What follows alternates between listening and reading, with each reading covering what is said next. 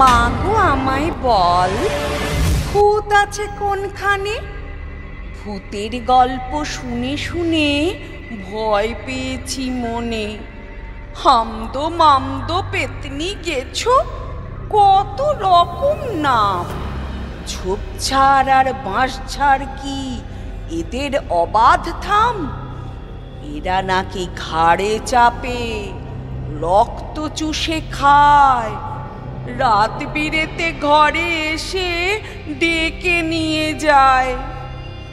কুলোর মতো দাঁত নাকি, কুলোর মতো কান, চোখ নাকি আগুন গোলা, গলায় নেকো গান।